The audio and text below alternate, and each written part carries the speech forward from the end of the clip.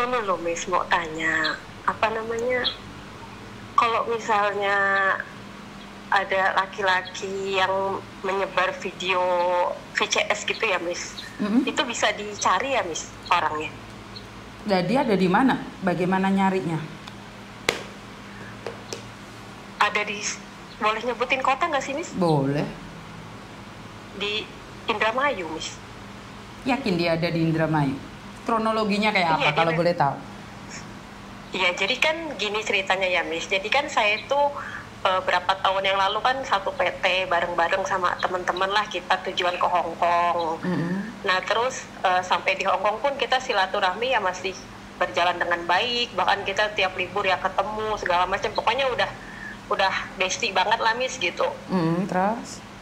Nah terus singkat cerita, ada salah satu temen di mana dia ini gabung ke dalam satu grup. Ya memang aku juga ikut gabung dan teman-teman yang lain juga ikut gabung karena kita buat seru-seruan aja sih Miss gitu. Nah dia ini kayak menjalin hubungan lah sama laki-laki yang ada di dalam grup itu juga. Nah kita sebagai temen sih ngelihat temen happy, bahagia kan, punya pacar gitu kan ya Miss, ya ikut happy juga gitu kan awalnya ya. Karena kita lihat 1 bulan, 2 bulan, sampai setahun memang mereka tuh kayak happy, bahagialah dengan hubungannya gitu. Bahkan sudah punya rencana untuk serius, ketemu gitu loh Miss. Kita sebagai temen ya ikut bahagialah intinya gitu. Nah setelah setahun berjalan, kok sahabat kita ini kok kayak berubah gitu loh Miss. Dia tuh Terus? berubahnya itu dalam arti setiap kita chat, setiap kita telepon, selalu chat kita tuh dibalesnya lama. Terus telepon juga dia selalu dalam panggilan lain, entah jam siang, pagi, sore, malam, selalu dalam panggilan lain. Terus kita tuh kayak, kamu tuh teleponan sama siapa gitu. Dia bilang ya sama cowok itu gitu Miss, tapi kok sampai 24 jam dipantengin terus gitu kan.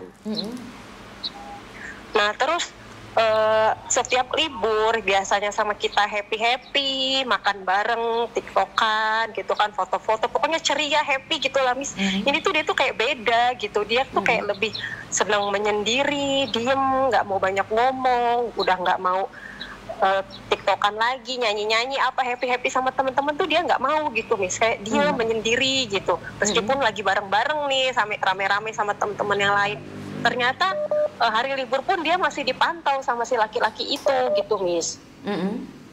Terus apa ya, kita tuh kayak ngerasa kok kamu berubah gitu ya semenjak sama dia gitu. Cuman ya dianya kayak diem aja gitu Miss. Nah terus pernah ada beberapa teman yang libur sama dia juga kayak mergokin langsung, dia itu kayak lagi berantem sama si cowok itu.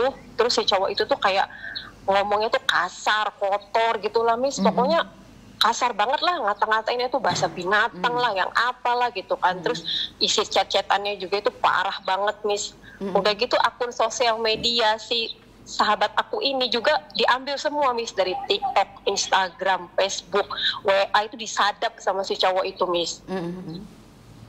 Jadi teman-teman yang berusaha untuk menghubungin dia, nasehatin dia gitu kan, udahlah tinggalin aja, toh kamu juga ketemu cuman di sosial media gitu kan ya Miss ya, nggak ngaruh lah buat hidup kamu di sini cari uang sendiri gitu kan, yang ngapain cowok kayak gitu masih ditungguin gitu kan. Cuman berhubung akun semuanya itu dipegang cowoknya, jadi teman-teman yang nasehatin dia kayak gitu tuh diblokirin Miss sama si cowok itu. Terus? Nah terus semakin lama tuh perubahannya tuh kayaknya semakin beda banget si perempuan ini Miss. Terus lama-lama dia tuh curhat lah sama aku juga, sama beberapa temen. Jujur katanya dia tuh kayak nggak nyaman gitu lah sama si cowok ini, mulai nggak nyaman. Terus kita tuh nanya sebenarnya nggak nyamannya itu di mana, karena kita ini sebagai sahabat kamu tuh sebenarnya sudah memperhatikan kamu tuh sudah lama, tapi kamu itu kayak ada yang kamu tutupi. Kita kan bilang kayak gitu ya Miss. Betul. Tapi dia ini kayak nggak mau jujur lah gitu, nggak mau jujur. Terus dia cuma bilang pokoknya si cowok ini kasar, terus akun sosial media semua dipegang dia. Terus si cowok ini tuh suka ngechat nimpok-nimpokin sama orang-orang yang ada di akun sosial media dia, kayak mantan dia, teman-teman cowok dia tuh kayak suka diimbok-imbokin, dikasar-kasarin nggak jelas gitu lah Miss, pokoknya dipakai lah pokoknya intinya lah sama si cowok itu. Terus?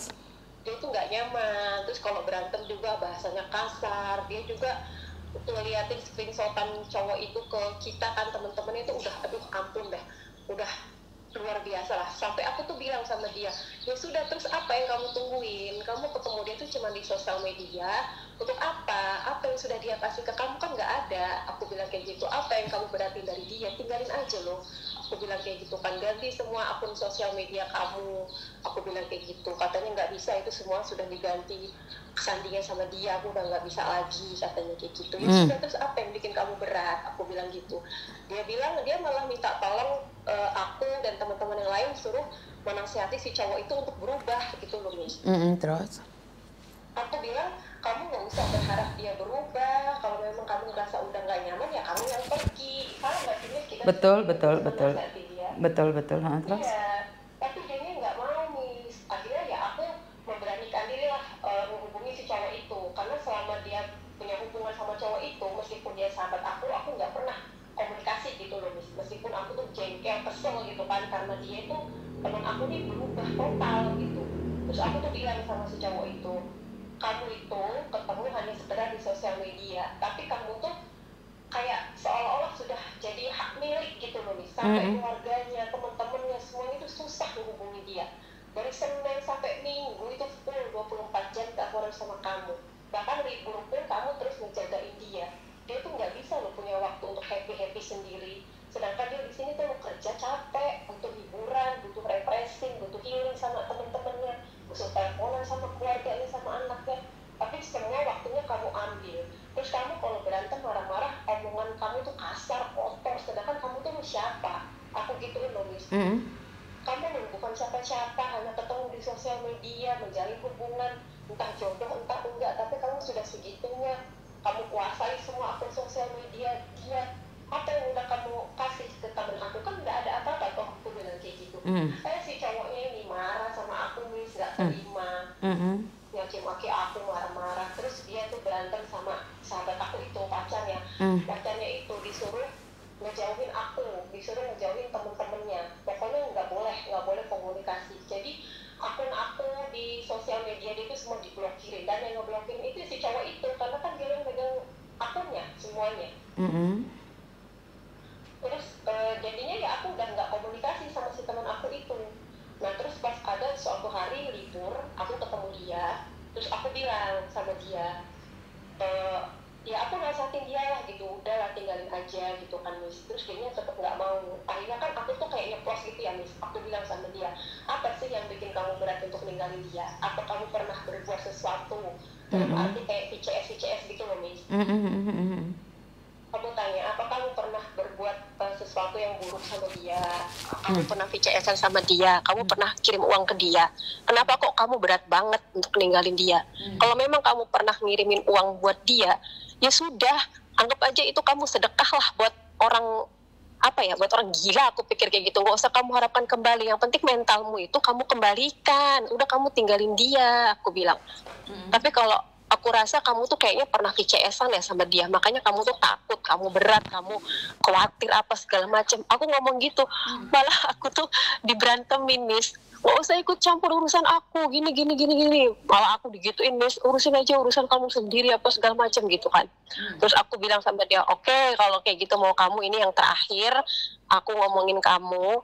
Kalau memang benar kamu takut ninggalin cowok itu karena kamu pernah VCS-an, dalam arti ya, kalau nanti suatu saat benar kejadian kata-kataku, aku bilang kayak gitu, nggak usah kamu hiraukan. Kalau dia udah terlanjur menyebarkan, nggak usah kamu hiraukan, kamu nggak usah pakai hati lagi, cepat laporin polisi, aku bilang kayak gitu.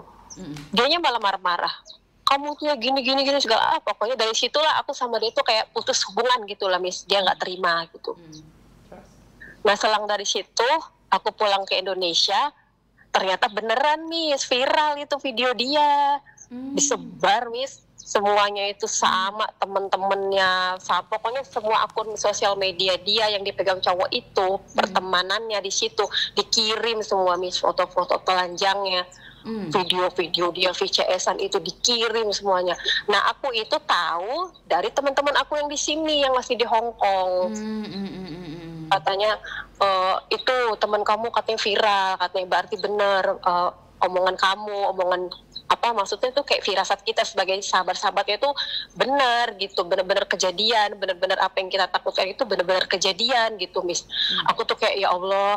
Terus yang bikin aku sedih lagi, Miss, ada beberapa temen yang ikut ngebagiin lagi gitu loh, Miss, yang bikin aku jengkel. Maksud aku tuh kalau emang sudah viral, dapat kiriman video itu ya sudah disimpan sendiri. Toh itu kan aib teman kita, aib sahabat kita. Jangan di-share lagi, dibagikan lagi. Itu mereka yang nggak suka itu ya ikut memviralkan, ikut dikirimin lagi gitu loh, Miss, ke yang lain-lainnya. Itu yang Miss Yuni khawatirkan.